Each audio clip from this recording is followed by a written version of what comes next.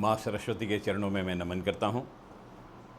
प्रातः स्मरणीय स्वामी विवेकानंद जी, इनकी 118वीं पुण्यतिथि के पावन प्रसंग पर आप सभी से संवाद स्थापित करने का मुझे सौभाग्य प्राप्त हुआ। इसलिए उन्हें अभिवादन करते हुए मैं आप सभी का भी वंदन और अभिवादन करता हूँ। स्वामी जी की 118वीं पुण्यतिथि और उस प्रसंग पर आत्मनिर्भर भारत और स्वामी विवेकानंद जी के विचारों से अभिप्रेरित आत्मनिर्भर भारत, इस विषय पर आपसे संवाद स्थापित करने का सौभाग्य मुझे मिला है। इस सौभाग्य को प्रदान करने के लिए मैं सर्वप्रथम आयोजक संस्था का हार्दिक आभार व्यक्त करना चाहता हूँ। स्वामी जी के जीवन के कुछ क्षण हैं जिन क्षणों के आधार पर हम आत्मनिर्भर भारत इस विषय पर चर्चा करेंगे। अगर हम उस पर चर्चा करने जाएं तो स्वामी जी के जीवन का एक बड़ा अच्छा प्रसंग है। स्वामी जी ने कहा कि जब मैं शिकागो पहुंचा और शिकागो में सुबह हुई और सुबह सड़कों पर वहाँ पर महिलाओं को घूमते हुए देखा, तो स्वच्छंद वातावरण में विचरण कर रही महिलाएं, जब कामकाजी महिलाएं अपने कार्य के लिए जा रही थी, तो मेरे मन में विचार हुआ कि हिंदुस्तान में मातृशक्ति का पूजन होने के बावजूद क्या कारण है कि हमने अपने देश की आधी आबादी को चूल्हे तक सीमित रखा है। हमारी मातृशक्ति का हम लोग इस राष्ट्र के उत्थान के लिए उपयोग क्यों नहीं करते। यह एक यक्ष प्रश्न स्वामी जी के मन में आया, जो हमारे आत्मनिर्भर भारत का एक मूल आगामी चित्र होगा। दूसरा, स्वामी जी ने बड़े सुंदर शब्दों में कहा। स्वामी जी का कहना था कि मैं जब यहाँ आया तो यहाँ आने के बाद मैंने यहाँ की जेलों का निरीक्षण किया। यहाँ की जेलों का जब मैंने निरीक्षण किया तो यहाँ की जेल इतनी अच्छी थी कि मुझे लगा कि यहाँ पर कैदियों को रखने के लिए जितनी अच्छी जेल है, ये जेल जैसी सुविधा घर में रहने के लिए भी मेरे हिंदुस्तानियों को मिल जाएगी तो शायद मेरा देश आज़ाद हो जाएगा, ऐसा मुझे लग सकता है करके। इतना ही नहीं, तीसरी चीज़ स्वामी जी ने और कही। स्वामी जी ने कहा कि मुझे केवल 10 नौजवान ऐसे मिल जाए जिनकी धमनियों में पिघलता हुआ लोहा दौड़ता है, तो मैं एक ऐसी क्रांति का सूत्रपात कर दूंगा जिसे विश्व के इतिहास को बदल करके रख दूंगा। चौथी चीज़ स्वामी जी ने यह कही कि हमें किसी से बैर नहीं करना है। विश्व एक परिवार है और विश्व को परिवार के दृष्टि से देखना है। सारे धर्म ये अलग अलग पंथों के आधार पर पंथिक है, और ये पंथिक का मतलब होता है पथिक। और हमारी परिपाटी में, हमारी वैदिक परंपरा में कहा गया है कि जिस प्रकार से सारी नदियाँ समुद्र में आकर के मिलती है और अपना अस्तित्व समाप्त करके एक लक्ष्य को प्राप्त कर लेती है, उसी प्रकार से सारे धर्म जो है ये अलग अलग नदियाँ हैं और उनका अंतिम लक्ष्य मानव समाज की सेवा है, वही जाकर के समुद्र में आकर के मिलती है। हम अगर आज के परिप्रेक्ष्य में स्वामी जी की दृष्टि से वैश्विक दृष्टि का दृष्टिपात करें और वैश्विक दृष्टिपात करने के बाद में अगर विचार करें तो वो बहुत दूर की बात थी जब स्वामी जी को हिंदुस्तान से शिकागो जाने के लिए महीने 1.5 महीने का सफ़र करके शिकागो जाना पड़ा था। आज की स्थिति तो ऐसी है कि मैं आपसे बात कर रहा हूँ और ये शिकागो में सुनने के लिए लोग अगर तैयार हो गए तो वहाँ भी सुन सकेंगे करके। और इस विपरीत वातावरण में, विपरीत स्थिति में, उस समय की स्थिति और आज की स्थिति का अगर हम आकलन और पुनर्मूल्यांकन करें तो उसके पूर्व हमें यह भी देखना आवश्यक होगा कि स्वामी जी के पूर्व का भारत क्या ऐसा ही था। वो देखने के बाद भी बड़ा आश्चर्य होता है, कारण 17वीं शताब्दी के समाप्ति तक भारत की स्थिति कुछ अलग थी। विश्व के व्यापार में भारत का जो योगदान था, विश्व व्यापार में 24% से लेकर के 32% भारत का योगदान रहा करता था। इतनी वैभवशाली भारत की व्यापार प्रणाली थी और विश्व के व्यापार पर 32% का आधिपत्य भारत के हाथ में था। इसलिए भारत को सोने की चिड़िया के रूप में जाना जाता था। मैं ये सारी चीज़ों का विश्लेषण केवल इसलिए कर रहा हूँ कि मुझे स्वामी जी के दृष्टि से आज के वर्तमान भारत की बात करनी है। स्वामी जी संपूर्ण भारत का देशाटन करके आए और देशाटन करने के बाद कन्याकुमारी पहुँचे। कन्याकुमारी पहुँचने के बाद समुद्र में तैर करके उस शिला पर जा कर के पहुँचे जहाँ आज विवेकानंद शिला केंद्र बना हुआ है, स्वामी विवेकानंद जी के नाम से अध्ययन केंद्र बना हुआ है।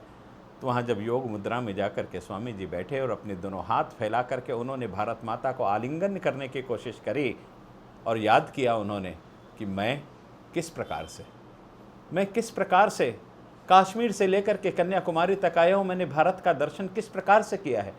ये सारी चीज़ स्वामी जी अपने मन में सोचने लगे। उनकी आंखों से आंसू बहने लगे, कारण उनके सामने दरिद्र भारत दिख रहा था, गरीब भारत दिख रहा था, जातिगत व्यवस्था दिख रही थी, गरीबी, भूखमरी, महिलाओं का शोषण, जाति प्रथा, यह सारी चीज़ उनके आंखों के सामने परिलक्षित हो रही थी। स्वामी जी ने उस समय वहाँ कहा। क्या कहा स्वामी जी ने? मैं आह्वान करता हूँ इस देश के देशवासियों से कि आने वाले 10 वर्षों के लिए वे भगवान के मंदिर में जाना बंद कर दे और हमारे देश के जो गरीब है, जो दरिद्र है, जो दीन है, जो दुखी है, उनकी सेवा में लग जाए। उन्होंने बड़े व्याकुल शब्दों में कहा, मेरे दीन भारतवासी, मेरे दरिद्र भारतवासी, मेरे दुखी भारतवासी और दरिद्र नारायण की सेवा। इस प्रकार का आह्वान स्वामी जी ने किया। वर्तमान परिप्रेक्ष्य को मैं देखता हूँ और आत्मनिर्भर भारत की कल्पना को साकार करने की कोशिश करता हूँ तो मुझे दिखाई देता है कि कोरोना लागू होने के बाद इस देश के 8 करोड़ वे अप्रवासी श्रमिक जो कोरोना की व्याधि से व्याकुल होकर के उनके काम धंधे बंद होने के कारण रास्ते पर भूखे प्यासे भटक रहे थे, उनके निवास की व्यवस्था नहीं, उनके भोजन की व्यवस्था नहीं, घर जाने की व्यवस्था नहीं, इन सारे लोगों के प्रति संवेदनहीनता नहीं, संवेदना के साथ इस राष्ट्र के नागरिकों ने कदमताल करते हुए जो कदम से कदम मिला करके उनका स्वागत करते हुए उनके भोजन की व्यवस्था करी, उनके रहने की व्यवस्था करी, उनके परिवहन की व्यवस्था करी, उनको घर तक पहुंचाने की व्यवस्था करी। यह सारी चीज़ों को देखता हूँ तो मुझे लगता है कि स्वामी जी ने जो कहा था कि भगवानों को बाजू में रख करके पहले दरिद्रों की सेवा करना चाहिए। संयोग देखिए कि 118 वर्ष के बाद भगवानों के मंदिर बंद थे और स्वामी जी के मुखार वृंद से जो निकला था ना कि दरिद्र देव भव, दीन देव भव, दुख देव भव, दरिद्र नारायण की सेवा, नर में नारायण ढूंढो, वो पूरा देश अपने घर से बाहर निकल करके वही कर रहा था। भूखों को अनाज दे रहा था, लोगों को राशन के किट दे रहा था, बच्चों को दूध पिला रहा था, रोगियों के लिए औषधि की व्यवस्था कर रहा था।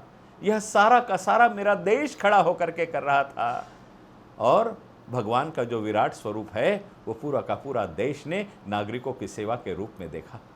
इस राष्ट्र की सरकार ने भी इस भारत को आत्मनिर्भर बनाने के लिए इन श्रमिकों को अपने घर तक पहुंचाने की कोशिश करी। इन श्रमिकों को इनके घर तक पहुंचाया, उनके लिए ट्रेन में भोजन की व्यवस्था, पानी की व्यवस्था, सारी व्यवस्था सरकार के माध्यम से की गई। और इतना ही नहीं, जिस जगह ये जा कर के पहुँचे वहाँ पर इनको रोज़गार उपलब्ध हो सके, इसलिए मनरेगा के माध्यम से अतिरिक्त उसमें निधि उपलब्ध करा करके 40,000 करोड़ रुपए का अधिक निवेदन करके मनरेगा के माध्यम से लोगों को रोजगार उपलब्ध करा करके जिस जगह वे पहुंचे वहां पर करा करके देने की कोशिश भी करे। इतना ही नहीं, दरिद्रों की सेवा का एक पूजन यह भी था कि मनरेगा के अंतर्गत मिलने वाली 182 रुपए की जो मानधन की राशि थी उसे बढ़ा करके 202 रुपए करने का काम इस देश के कर्णधारों ने किया। वह भी स्वामी जी के विचारों से अभिप्रेरित होकर के दरिद्र की सेवा और श्रम के पूजन के रूप में किया होगा। यह कहने में भी मैं किसी प्रकार की अतिशयोक्ति नहीं समझता। स्वामी जी ने कहा था कि मेरे देश की महिलाएं जब पुरुषों से कदम मिला करके कदम ताल करने लगेगी और मेरे देश की जो आधी से ज़्यादा आबादी को घर के चूल्हे तक सीमित रखा है वह सामाजिक जीवन में कदम ताल करते हुए देश के आर्थिक उत्थान में, सामाजिक उत्थान में, प्रत्येक क्षेत्र में कदम ताल करते हुए काम करेगी तो यकीन मानिए मेरे देश का भविष्य बदल जाएगा और मेरे देश के पूरी आबादी मिलकर के इस राष्ट्र के उत्थान के लिए काम कर रही है। यह परिलक्षित होगा और यह आने वाले कार्यकाल में जरूर होगा, ऐसी उन्होंने संकल्पना की थी। आज देखिए, महिला सशक्तिकरण के लिए इस राष्ट्र में, इस भारत को आत्मनिर्भर बनाने के लिए बहुत से कदम उठाए गए हैं। अब महिला सशक्तिकरण की दृष्टि से सबसे पहली आवश्यकता होती है उसकी सुरक्षा, दूसरी आवश्यकता होती है उसका स्वास्थ्य, तीसरी आवश्यकता होती है उसका आर्थिक नियोजन और चौथी आवश्यकता होती है उसका सामाजिक सक्षमीकरण। इस राष्ट्र के कर्णधारों ने इस कोविड-19 के समय ही नहीं, इस राष्ट्र की धुरी संभालने के साथ साथ इस राष्ट्र को वैश्विकीकरण के युग में प्रतिस्पर्धा में खड़े रखने के लिए इस देश की जो आधी आबादी हमारी बहनें हैं उनको पूर्ण रूप से इस राष्ट्र के विकास में साथ में लेकर के काम करने के लिए सूत्रपात किया। इस राष्ट्र के कर्णधार ने जब जनधन खाता खोलने की बात करी तो 38 करोड़ खातों में से 20 करोड़ खाते मेरी बहनों के हैं जिनके माध्यम से उनका आर्थिक समायोजन इस राष्ट्र के राष्ट्रीय विकास में किया जा सके, इस प्रकार का नियोजन किया गया। और इस संकट की घड़ी में इन 20 करोड़ महिलाओं के खाते में प्रत्येक माह शासन के माध्यम से निधि उपलब्ध करा करके इन महिलाओं को किसी के सामने हाथ फैलाने की आवश्यकता नहीं, वे अपने आत्मसम्मान को कायम रखते हुए भी इस संकट के कार्यकाल में कार्य कर सके, इस प्रकार का वातावरण उपलब्ध कराने का काम इस राष्ट्र की शासन ने किया। इतना ही नहीं, इस राष्ट्र में महिलाओं के स्वास्थ्य की सुरक्षा के दृष्टि से इस राष्ट्र के शासन ने करीब करीब 9 करोड़ गर्भस्थ महिलाओं का परीक्षण किया, जिसमें 8 लाख महिलाएं ऐसी थी जिन्हें तत्काल गर्भावस्था के समय में हाई रिस्क पेशेंट थे, उनके नियोजन किया, हॉस्पिटल की सारी सुविधा उपलब्ध करा करके दी। और इन सारी चीज़ों के करने के कारण इन महिलाओं को प्रेगनेंसी के कार्यकाल के बाद डिलीवरी होने के पश्चात मातृ वंदना के अंतर्गत निधि उपलब्ध करा करके इनकी स्वास्थ्य सुरक्षा के तरफ भी भारत की सरकार ने ध्यान दिया। महिलाओं की सुरक्षा के दृष्टि से अगर 12 वर्ष से कम से आयु की महिला के किसी प्रकार से बलात्कारी रेप करता है तो उसके लिए मौत की सज़ा, फांसी की सज़ा भारत की सरकार ने निर्धारित करी। इतना ही नहीं, सशक्त भारत ने 8 महीने के अंतर्गत सजा फास्ट ट्रैक कोर्ट में केस चलाने की बात सारी की सारी सरकार ने करी। ये केवल और केवल महिलाओं की सुरक्षा और महिलाओं के सक्षमीकरण की दृष्टि से, इनको आत्मनिर्भर बनाने की दृष्टि से उठाए गए कदम का सूत्रपात है। ये कहने में भी मैं किसी प्रकार की अतिशयोक्ति नहीं समझूंगा। इतना ही नहीं, आज हमारे यहाँ MSME के माध्यम से जो रोजगार के अवसर उपलब्ध कराए जा रहे हैं, उस MSME के माध्यम से रोजगार के जो अवसर उपलब्ध कराए जा रहे हैं, इसमें भी ज़्यादा से ज़्यादा 35% से ज़्यादा महिलाओं उद्यमियों का उसमें सहयोग है और उन उद्यमियों के माध्यम से रोजगार उपलब्ध कराया जा रहा है। और आपको कहते हुए मैं गर्वोक्ति महसूस करता हूँ कि भारत के निर्यात में 40% से ज़्यादा का योगदान भारत के उद्यमियों में MSME का है और उसमें भी महिलाओं का बढ़ चढ़ करके योगदान है। इसलिए स्वामी जी ने जो संकल्पना की थी कि महिलाओं का इस राष्ट्र के उत्थान में योगदान लेकर के आगे बढ़ने के लिए हम महिलाओं को सम्मान दे करके इस स्पर्धा के युग में पुरुषों के कदम से कदम मिला करके कदम ताल करना प्रारंभ कर दे तो ही इस राष्ट्र का उत्थान संभव है। स्वामी जी की उस उक्ति को साकार करते हुए हम ये काम कर रहे हैं। आज हमारी महिलाएं केवल क्लर्क का काम नहीं कर रही है, आज हमारी महिलाएं पुलिस में अधिकारी के रूप में कार्य कर रही है, आज हमारी महिलाएं, हमारी बहनें अंतरिक्ष में जा रही हैं, आज हमारी बहनें लड़ाकू हवाई जहाज को उड़ाने का काम कर रही है। और मेरा तो सौभाग्य है कि जिस नागपुर नगरी में मैं बैठा हूँ, इस नागपुर नगरी की एक बेटी भी उस लड़ाकू विमान को लड़ाने के लिए पायलट के रूप में अभी सम्मान प्राप्त करके हमारी हवाई सेना का नेतृत्व करने के लिए तैयार हो गई है। इस देश की हमारी बहनें किसी कार्य में कभी भी कमज़ोर नहीं हैं। इस बात को स्वामी जी ने स्थापित करवाने की अपेक्षा की थी और उस अपेक्षा को परिपूर्ण करने का दायित्व इस देश की सरकार, इस देश की सत्ता अंगीकृत करके, स्वीकृत करके उस दृष्टि से आत्मशक्ति, मातृशक्ति को आत्मनिर्भर बनाने की दिशा में भारत की माताएं कार्य कर रही है। मैं स्वयंसेवी सहायता के माध्यम से हमारे देश की बहनें कार्य कर रही है, कहने में भी किसी प्रकार की अतिशयोक्ति नहीं समझता। मैं फिर उस जगह पर आना चाहूँगा कि स्वामी जी जेल देखने गए थे और जेल देखने के बाद स्वामी जी ने कहा था कि जेल में इतनी अच्छी सुविधा है, मेरे देश के नागरिकों को गटर के, नाली के, गंदी नालियों के किनारे, स्लम जैसी बस्तियों में, गलिच्छ बस्तियों में रहना पड़ता है, इनको रहने के लिए जेल जैसी सुविधा भी मिल जाए तो बहुत बड़ी बात होगी। इस राष्ट्र के सूत्रधार ने आत्मनिर्भर भारत की संकल्पना करते समय इस देश के गरीब के सम्मान को आत्म स्वाभिमान के साथ जोड़ करके उसे आत्मनिर्भरता के दिशा में आगे बढ़ाने के लिए कदम ताल प्रारंभ किए। और सौभाग्य देखिए इस राष्ट्र का कि उस गरीब को, जिसके लिए स्वामी जी ने घर मुहैया कराने की बात की थी, 1 करोड़ से ज़्यादा लोगों को उनके घर प्रधानमंत्री आवास योजना में दिला करके उन्हें आत्मनिर्भरता की दिशा में आगे बढ़ाने का काम किया। लेकिन केवल गरीबों को घर नहीं दिलाए, यहाँ भी स्वामी जी के विचार को इस राष्ट्र के कर्णधार ने याद रखा और घर की रजिस्ट्री कराते समय केवल परिवार के मुखिया पुरुष के नाम से नहीं, उसकी अर्धांगिनी को भी उसका नाम दर्ज करा करके उसे भी गृहस्वामिनी बना करके लक्ष्मी नारायण के नाम से घर देने का काम किया। केवल नारायण को घर देने का काम नहीं किया, यहाँ भी स्वामी जी के विचार को अंगीकृत करने का काम इस देश के कर्णधार ने किया। ये कहने में अतिशयोक्ति नहीं। मैं आपको फिर से याद दिलाना चाहता हूँ कि महिलाओं के सम्मान के लिए 11 करोड़ शौचालय बनाने का काम इस देश में हुआ। हमारी बेटियां स्कूल में पढ़ने जाती है और वहाँ शौचालय नहीं, इसलिए 5 लाख विद्यालयों में शौचालय बनाने का काम इस देश के कर्णधार के माध्यम से केवल मातृशक्ति के सम्मान में, मातृशक्ति को आत्मनिर्भर बनाने की दिशा के रूप में हुआ। ये कहने में अतिशयोक्ति नहीं। जब जब इस राष्ट्र पर संकट आया है, तब तक इस राष्ट्र के नौजवान ने, इस राष्ट्र के उद्यमियों ने, इस राष्ट्र के वैज्ञानिकों ने, इस राष्ट्र के व्यापारियों ने, सबने एकजुट होकर के कार्य किया है और कार्य करके इस राष्ट्र को सक्षम खड़ा करने की कोशिश की है। मैं अगर आपको उदाहरण देना चाहूँ तो 1965 की बात है। अमेरिका ने भारत सरकार से कहा, लाल बहादुर शास्त्री देश के राष्ट्र प्रधानमंत्री थे, उनसे कहा कि युद्ध को रोक दो, नहीं तो हम तुम्हें गेहूं देना बंद कर देंगे। लाल बहादुर शास्त्री तो लाल बहादुर शास्त्री थे, उन्होंने कहा कि तुम गेहूं देना बंद कर दो, लेकिन मैं लक्ष्य की प्राप्ति हुए बगैर युद्ध को विराम नहीं दूंगा। लाल बहादुर शास्त्री ने देश की जनता से आह्वान कहा कि हम 2 दिन का उपवास रहे तो अमेरिका से गेहूं मांगने की आवश्यकता नहीं, हमें किसी के सामने हाथ फैलाने की आवश्यकता नहीं, हम सक्षम है अपने निर्णय लेने में, हम किसी के सामने राष्ट्र की अस्मिता के लिए और राष्ट्र की सुरक्षा के लिए झुकेंगे नहीं। सारे राष्ट्र की जनता ने लाल बहादुर शास्त्री के आह्वान पर उपवास रखा और इस राष्ट्र की अन्न की समस्या का निराकरण हो गया। इस राष्ट्र में हम अपने स्वाभिमान को बेच करके राष्ट्र के लिए कोई समझौता नहीं करेंगे। इस बात को स्वामी जी ने भी कहा था कि मनुष्य अपने स्वाभिमान को जिस दिन कहीं गिरवी रख देता है, अपनी नज़रों से अगर वो गिर जाता है, तो हिमालय की हिमशिखा से गिरा हुआ आदमी तो उड़ सकता है, लेकिन अपनी नज़रों से गिरा हुआ आदमी जीवन में कभी नहीं उड़ सकता। उसको जिस प्रकार से उस बात को लाल बहादुर शास्त्री ने अंगीकृत किया था, वही बात कोविड-19 के समय भी भारत सरकार के साथ हुई। लोग हंसी उड़ा रहे थे, ये भारत सरकार, जिस भारत सरकार के पास में पीपीई किट नहीं है, जिस भारत सरकार को पीपीई खरीदने के लिए निर्यात करना पड़ता है, आयात करना पड़ता है, जिस भारत सरकार को मास्क भी बाहर से खरीद करके बुलाने पड़ते हैं, वो 130 करोड़ की आबादी वाली भारत सरकार अगर कोविड से ग्रसित हो जाएगी तो भारत का क्या होगा। लेकिन भारत संकट के समय में मुट्ठी बांध करके खड़ा होता है।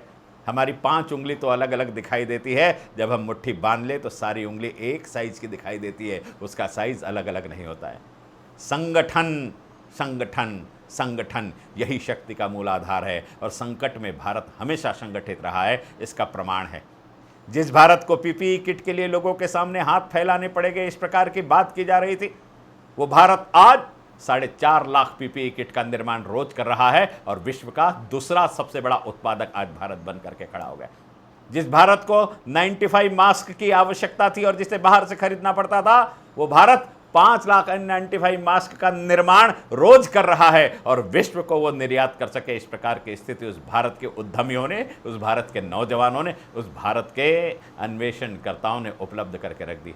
इतना ही नहीं, विश्व के 120 देशों को वो औषधि, जिस औषधि की आवश्यकता इस कोरोना को रोकने के लिए थी, वो हाइड्रोक्लोरोक्विन नाम की जो औषधि है, शायद मेरे उच्चारण में कुछ गलती हो सकती है, लेकिन उस औषधि को उन तक पहुंचाने का काम 120 देशों तक भारत ने किया, जिसके लिए विश्व कह रहा था कि ये भीख मांग करके कैसे कोविड से लड़ेगा। वो लोगों से कोविड को बचाने के लिए एकत्रित होकर के आगे बढ़ा। ये भारत की एकता की मिसाल है। और भारत संकट में केवल एक साथ खड़ा नहीं होता है, संकट में नेतृत्व प्रदान करने का सामर्थ्य भी भारत में है। इसलिए भारत के प्रधानमंत्री ने विश्व के नेताओं के साथ चर्चा करके कहा कि अगर कहीं हमारे काम की आवश्यकता पड़े, हमारी मेहनत की आवश्यकता पड़े, हमारे साथियों की और हमारे ज्ञान की आवश्यकता पड़े, तो हम आपका मार्गदर्शन करने के लिए तैयार हैं। केवल इतना ही नहीं, सार्क देशों के नेताओं के साथ बैठ करके उन्हें लगने वाली सारी सुविधा को उपलब्ध करा करके देने का काम भारत के प्रधानमंत्री ने किया। केवल इतना ही नहीं, भारत के प्रधानमंत्री ने उन्हें औषधि से लेकर के अगर मानव श्रम भी स्वास्थ्य चिकित्सकों के रूप में आवश्यक पड़े तो उसे उपलब्ध करा करके, जो स्वामी जी ने कहा था कि विश्व का संचालन करते समय संकट की घड़ी में विश्व एक परिवार है, इसलिए एक परिवार का सदस्य दूसरे परिवार को अपने परिवार के सदस्य के रूप में मान करके सेवा करे, उसमें कहीं भी भारत पीछे नहीं रहा।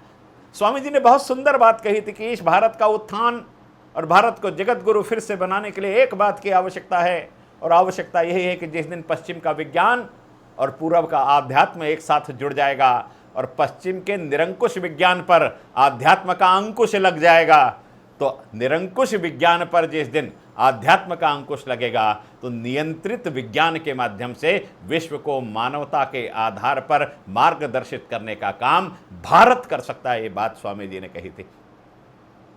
मेरे साथी किटकरू जी ने शुरुआत में यही कहा कि जब कलाम जी से पूछा गया कि अणु अस्त्र आप बना रहे हो, ये तो युद्ध की दिशा में ले जाएगा, तो उन्होंने बड़े सुंदर शब्दों में कहा कि विश्व के उन लोगों से पूछो जो अणु अस्त्र अपनी सीमा का विस्तार करने के लिए कर रहे हैं। अरे हम तो वो है जिसके इतिहास में कभी भी उसने अपने नक्शे से बाहर किसी दूसरे देश पर अतिक्रमण करने की कोशिश नहीं की, जबकि विदेशों से निर्वासित को अपने यहाँ अंगीकृत करने का काम हमने किया है। इसलिए हमसे ये प्रश्न मत पूछो।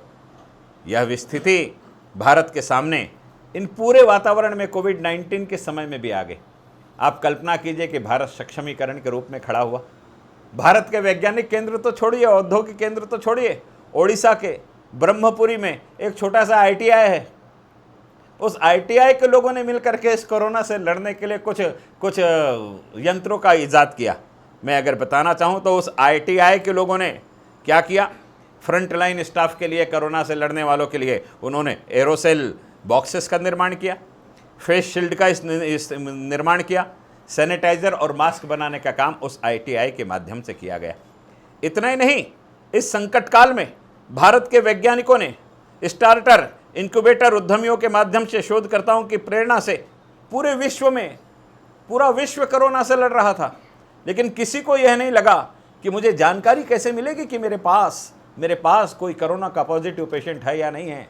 पूरे विश्व का नेतृत्व करते हुए भारत ने पूरे विश्व में सर्वप्रथम आरोग्य सेतु का निर्माण किया, जिससे उसको अलार्म बज जाए, घंटी बज जाए कि नहीं रे भाई, यहाँ संभल करके चलना है, मेरे पड़ोस में अमुक व्यक्ति कोरोना से पेशेंट है और मुझसे इतनी दूरी पर वह विचरण कर रहा है। ये विश्व में पहले बार विचार आने का काम भी भारत के आरोग्य सेतु के माध्यम से विश्व के सामने स्थापित करने का काम हुआ। केवल इतना ही नहीं, पुणे की नेशनल इंस्टीट्यूट ऑफ वायरोलॉजी के माध्यम से स्वदेशी एंटीबॉडी टेस्ट किट का निर्माण एलिजा के नाम से भारत ने सबसे पहले किया। कम कीमत के ऊपर में ये सारी की सारी टेस्ट हो सके, इस दृष्टि से IIT दिल्ली के माध्यम से भारत की सरकार ने कम कीमत में परीक्षण करने वाली कोविड-19 की किट का निर्माण भारत ने आत्मनिर्भर भारत की संरचना को साकार करते हुए कहा। और ऐसी स्थिति में किया जिस समय चीन से भारत में निर्यात की गई रैपिड किट बेकार निकली, बोगस निकली, फेक निकली। राजस्थान की सरकार ने उसको उपयोग करने के लिए भी रद्द कर दिया। ऐसी अवस्था में भारत के टीम ने खुल मिल करके, भारत के दिल्ली IIT ने मिलकर के एक कम कीमत के आधार पर हम कोविड-19 के टेस्ट कर सके, इस प्रकार की किट का निर्माण किया। इतना ही नहीं, IIT बॉम्बे के माध्यम से भारत की सरकार ने भारत के इस कोरोना के आंदोलन में भी आत्मनिर्भरता का श्रेय हासिल करने के लिए नहीं, विश्व का नेतृत्व करने की दृष्टि से माइक्रोवेव स्टरलाइज्ड टावर के निर्माण करने का काम DRDO के माध्यम से किया। इलेक्ट्रोस्टैटिक किट का निर्माण करने का काम IIT बॉम्बे ने किया और भारत के DRDO ने मिलकर के यहाँ पर स्टरलाइज्ड टावर बनाने का काम किया, जो लेज़र बीम के माध्यम से इलाके को स्टरलाइज्ड करने का काम करता है। यह सारे काम भारत की सेना और भारत के शिक्षण संस्थानों ने मिलकर के किया। इतने ही नहीं, IIT कानपुर और नोका रोबोटिक्स ने मिलकर के किफ़ायती कम कीमत के ऊपर में वेंटिलेटर बनाने का काम किया। भारत के वैज्ञानिकों ने पोर्टेबल वेंटिलेटर बनाने का काम किया। भारत के वैज्ञानिकों ने स्वास्थ्य के दृष्टि से रिमोट से चलने वाली ट्रॉली बनाने का काम किया। इतना ही नहीं, मुंबई के IIT के लोगों ने मिलकर के डिजिटल स्टेथोस्कोप का निर्माण किया कि डॉक्टर दूर से रहकर ही मनुष्य की हृदय की गतियों को, हृदय की आवाज़ को, हृदय की धड़कनों को और फेफड़ों में चल रही गतिविधियों का संचालन सुन सके। ये सारे के सारे आविष्कार भारत के लोगों ने आत्मनिर्भर भारत के अंतर्गत किए। कितनी बातें मैं आपको बताऊं, ये सारी बातों में एक बात और मैं बताना चाहता हूं। भारत का अन्नदाता किसान इस राष्ट्र का अन्नदाता है और अन्नदाता किसान को इस पूरे के पूरे कार्यकाल में आप देखिए, आत्मनिर्भर भारत अगर होगा तो कृषि पर आधारित 57% जनसंख्या को अगर हमने खाली बैठा दिया तो भारत को बर्बाद होने से कोई नहीं रोक सकता। यह बात इस आत्मनिर्भर भारत की संकल्पना को साकार करने वाले देश के कर्णधार के मस्तिष्क में आई। इसलिए इस देश के कर्णधार ने कृषि पर कहीं भी लॉकडाउन के दरमियान रोक नहीं लगाई और इस देश की 57% आबादी को काम करने के लिए खुला रखा। केवल काम करने के लिए खुला नहीं रखा, कृषि से लगने वाले जितने उद्योग हैं, जितनी दुकानें हैं, जितने व्यापारिक केंद्र हैं, उनके भी संचालन की अनुमति लॉकडाउन के माध्यम से, लॉकडाउन के कार्यकाल में दी।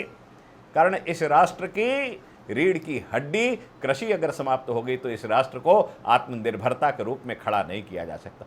इस राष्ट्र को आत्मनिर्भर बनाना है तो श्रमिकों का सम्मान आवश्यक है। उस दिशा में आत्मनिर्भर भारत के रूप में कार्य किया जा रहा है। इस राष्ट्र को अगर आत्मनिर्भर बनाना है तो इस राष्ट्र के कृषकों को सम्मान आवश्यक है। इस दृष्टि से कृषकों के सम्मान के दृष्टि से काम किया जा रहा है। क्या क्या काम नहीं किया जा रहा कृषकों के सम्मान की दृष्टि से? कृषकों के जनधन खाते में उन्हें सम्मान के रूप में उनको राशि उपलब्ध करा करके इस कोरोना के कार्यकाल में भी दी गई। इतना ही नहीं, कृषकों को उनके फसल का बीमा कराने की जिम्मेदारी भारत सरकार ने लेकर के रखी। इतना ही नहीं, इस कोरोना के कार्यकाल में अगर किसी कृषक ने कृषि के लिए ऋण लिया है तो 6 महीने तक उसको उसका इंस्टॉलमेंट न भरने की छूट भारत की सरकार ने देकर के रखी है। इतना ही नहीं, किसी भी देश की सरकार केवल अनाज यह खरीदी करती है, भारतवर्ष की सरकार ने आत्मनिर्भर भारत की दिशा में कदम बढ़ाते हुए केवल अनाज नहीं, फलों की खरीदी का भी निर्णय लिया और अपनी राज्य सरकारों से उन्होंने कहा कि किसानों के फल बर्बाद नहीं होना चाहिए बाजार ना होने के कारण, इसलिए आधा पैसा राज्य की सरकार दे, आधा पैसा केंद्र की सरकार देगी और हम फल भी खरीदने के लिए तैयार है। इस प्रकार से अन्नदाता को जीवन देने का काम भारत की सरकार के माध्यम से किया गया। हमारे उद्योगों को, अन्न उद्योगों को, कृषि उद्योगों में प्रसंस्करण करके अन्न की क्वालिटी को उन्नत बनाने की दिशा में भी काम भारत सरकार के माध्यम से किया गया।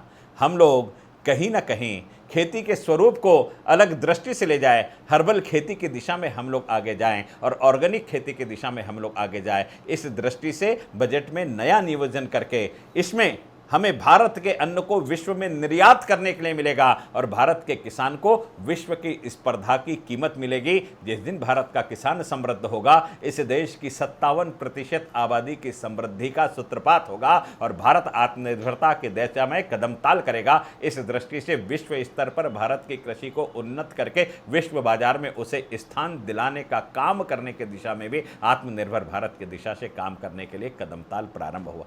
बहुत सारी बातें हैं आपसे, लेकिन चर्चा, सीमा, समय, यह सारा साथ में जुड़ा हुआ है। मैं केवल एक बात आपके समक्ष कहना चाहता हूँ, केवल एक बात आपके समक्ष कहना चाहता हूँ। त्रेहान नाम का एक व्यक्ति है जो विदेशों में रहता था और हिंदुस्तान में आकर के उसने एस्कॉर्ट हॉस्पिटल का दिल्ली में निर्माण किया। उस व्यक्ति ने भारत के आज़ादी की 50वीं वर्षगांठ पर एक आर्टिकल लिखा था और उस आर्टिकल में उस त्रेहान ने लिखा था कि भारत को मेडिकल हब के रूप में निर्माण करना चाहिए। विश्व में भारत से ज़्यादा पैथी किसी भी देश के पास नहीं है। भारत में जितनी पैथियां हैं उतनी पैथियां विश्व में किसी के पास नहीं है। भारत में तो घर की महिलाएं घर में ही अपने बच्चों का इलाज कर लेती है। इस कोरोना के कार्यकाल में काढ़ा बना करके हर घर में पिया जा रहा है। इसलिए भारत की पैथी विश्व के सामने सस्ता, किफ़ायती और ईमानदार उपचार उपलब्ध करा सकती है। इसलिए भारत को विश्व के सामने औद्योगिक हब के रूप में निर्माण करना चाहिए। इस प्रकार की बात उन्होंने कही थी। उनका विश्लेषण बहुत लंबा चौड़ा था। आज भी विश्व के अनेक राष्ट्रों से लोग केवल अपना इलाज कराने के लिए हिंदुस्तान आते हैं और ये कहते हुए गर्व महसूस होता है कि हम सरदारों पर चुटकुले बनाते हैं, लेकिन कनाडा हम जाएंगे तो सबसे ज़्यादा डॉक्टर हमको सरदार ही देखने के लिए मिलेंगे। हम अमेरिका जाएंगे तो वहाँ सबसे ज़्यादा मेडिकल के सेक्टर में काम करने वाले हिंदुस्तानी में हमें देखने के लिए मिलेंगे। इन सारे लोगों को हिंदुस्तान में वापस ला करके स्वदेश वापसी करके अगर यहाँ पर हम औद्योगिक हब के रूप में नहीं, मेडिकल हब के रूप में भारत का निर्माण करें तो विश्व इलाज कराने के लिए हमारे यहाँ आएगा। कारण हमारी विश्वसनीयता विश्व में इस क्षेत्र में सबसे ज़्यादा है। ये कहने में किसी प्रकार की अतिशयोक्ति नहीं। कंप्यूटर क्रांति के क्षेत्र में भी भारत की यही भूमिका है। इंजीनियरिंग के सेक्टर में भी भारत की यही भूमिका है। आज भी विश्व के जितने देशों में कोरोना की दवाई बनाई जा रही है, भारत में 6 कंपनियां दवाई बनाने में आगे बढ़ रही है और आज के तो अखबार में छपा हुआ है कि उसका मनुष्य के उपयोग करने के लिए भी उसकी अनुमति भारत सरकार ने दे दी है और नागपुर को भी एक सेंटर के रूप में चुना है कि यहाँ पर भी हम मनुष्य के ऊपर में उसका प्रयोग कर सकेंगे। विश्व के जितने राष्ट्रों में ऐसे प्रयोग किए जा रहे हैं, सारी लेबोरेटरी में वहाँ के साइंटिस्ट के रूप में, भारत के प्रतिनिधि के रूप में, भारत का खोजकर्ता उनकी टीम में शामिल है। यह कहते हुए मुझे गर्व होता है। इसलिए विश्व में स्वास्थ्य उन्नत करने में भी भारत कहीं भी पीछे नहीं। मैं एक उदाहरण देकर के अपनी बात को समाप्त करने की कोशिश करूँगा। हम ब्राज़ील को विश्व का बड़ा दुग्ध उत्पादक देश के रूप में देखना चाहते हैं। एक कथा, एक कहानी, एक सच्चाई मुझे गुजरात के एक मित्र ने बताई। उसने बताया कि ब्रिटिशों का कार्यकाल था और जूनागढ़ की स्टेट के राजा जो थे वो मुस्लिम समाज के थे, लेकिन उनको गाय का बहुत शौक था उन्होंने अपने दरबार में 4 सांड पाल करके रखे हुए थे। जिन्होंने गीर गाय को देखा है और गीर गाय के सांड को देखा है, मैं कल्पना करना चाहता हूं कि मेरे उस उदाहरण को सुनते बरोबर उनकी आंखों के सामने वो दृश्य आ जाएगा। हमारी आंखों से शेर की छवि बाजू में हट जाएगी, वो सांड की छवि आंखों में बस जाएगी। इतना हृष्ट पुष्ट और सुंदर देह यष्टि वाला गिर गाय का सांड होता है। उस राजा के राज दरबार में 4 सांड थे। अंग्रेज जब भी आते थे वो उस राजा से निवेदन करते थे कि अपने दरबार का 1 सांड हमें दे दीजिए, 1 सांड हमें दे दीजिए, 1 सांड हमें दे दीजिए। वो राजा हमेशा कहता था कि ये मेरे प्रिय है, इसलिए मैं नहीं दूंगा। उन सांडों को राजा के राज दरबार में स्थान था। जब बार बार अंग्रेज अनुनय विनय करने लगे तो मजाक मजाक में ये क्या खरीदेंगे, इसलिए उस राजा ने कहा, उस जूनागढ़ के राजा ने कहा कि आप जिद कर रहे हो तो चलो, आप 10 लाख रुपए दीजिए और 1 सांड लेकर के चले जाइए। अब आप कल्पना कीजिए, मैं 4थी क्लास में पढ़ता था, तब मैंने 6 रुपए किलो देसी घी खरीदा है। गिर गाय का देसी घी आज 1500 रुपए किलो मिलता है। मैं 4थी में था तब 6 रुपए में मिलने वाला देसी घी आज 700 रुपए किलो में आ गया है। 100 गुना उसकी कीमत बढ़ गई है। तो अंग्रेजों के कार्यकाल में 10 लाख रुपए में 1 सांड, उसकी तुलना कीजिए कि आज की दृष्टि से कितने रुपए का वो सांड होगा। और अंग्रेजों ने तत्क्षण मुख से शब्द निकलते बराबर सांड खरीदने की तैयारी दर्शा दी। आपको जानकर के आश्चर्य होगा, उसके बाद उन्होंने 4 सांड मांगे, लेकिन राजा ने नहीं दिया। उस 1 सांड को तुरंत शिप में बैठाल करके ब्राज़ील रवाना किया गया और गिर गाय के उस 1 सांड की प्रजाति उत्पन्न करके आज विश्व के सबसे बड़े दुग्ध उत्पादक देश के रूप में ब्राज़ील स्थापित हुआ है। हम हमारे देश की पूंजी, हमारे देश की पुरातन पूंजी, इसका संयोजन नहीं कर सके, नियोजन नहीं कर सके। मैं आज भी आपसे कहना चाहता हूं कि भारत में ऐसी औषधियां उपलब्ध है, भारत में ऐसे प्राणी उपलब्ध है, भारत में ऐसे मनुष्य उपलब्ध है कि जिनका अगर शोधन करके इस राष्ट्र के उत्थान के दृष्टि से ठीक तरीके से नियोजन किया गया तो यकीन मानिए भारत आत्मनिर्भरता के साथ में जगत गुरु भी बन सकता है। कारण स्वामी जी ने बड़े सुंदर शब्दों में कहा है कि विश्व की स्पर्धा में खड़ा होना इसका मतलब किसी को नीचे दिखाना नहीं, आत्मनिर्भर बनना अर्थात किसी दूसरे से संबंध समाप्त कर लेना नहीं। जहां जहां जो जो अच्छी चीजें हैं उसे अंगीकृत करो, अपनी बुराइयों का परिशोधन करो, बुराइयों को समाप्त करो, अपनी अच्छाई दूसरों को दो, दूसरों की अच्छाई आप लो और इसे लेकर के आगे बढ़ो। सौभाग्य से इस आत्मनिर्भर भारत की बात को लेकर के जब भारत आगे बढ़ा तो भारत के प्रधानमंत्री ने भी जो शब्द उच्चारित किए उसका मैं उच्चारण आपके समक्ष करना चाहता हूं। उन्होंने कहा कि आत्मनिर्भरता का अर्थ आत्म केंद्रित होना नहीं है, आत्मनिर्भरता का अर्थ वसुधैव कुटुंबकम से संलग्न है। हम खुद तो उत्थान करें लेकिन हमारे किए गए क्रिएशन से विश्व का भी कल्याण हो सके, इस दृष्टि से अगर हम काम करें तो हम आत्मनिर्भर होने के साथ में विश्व के कल्याण के दृष्टि से आत्मनिर्भरता का नियोजन कर सकेंगे। इस प्रकार की बात को हम समन्वित कर सकते हैं। स्वामी जी के पुण्यतिथि पर आपसे संवाद स्थापित करने का सौभाग्य मुझे प्राप्त हुआ और उस सौभाग्य में इस जटिल विषय पर आपसे चर्चा करने का मौका मिला। समय की बड़ी सीमा है, आत्मनिर्भरता भारत यह बहुत विस्तृत विषय है जिस पर बहुत कुछ बोला जा सकता है, लेकिन इस छोटे से कार्यकाल में जो कुछ आपसे चर्चा करने का सौभाग्य मुझसे प्राप्त हुआ मैं आपको कर सका। केवल अंत में इतना ही बताना चाहता हूँ कि मैंने जो त्रेहान के नाम का उपयोग किया, उसने और एक बात अपनी पुस्तक में लिखी थी कि लोग कहते हैं कि स्टील का जन्म विदेशों में हुआ, लेकिन मैं तो कहता हूँ कि आप कुतुब मीनार के सामने जाकर के खड़े हुए लोहे के खंभे को देख लीजिए।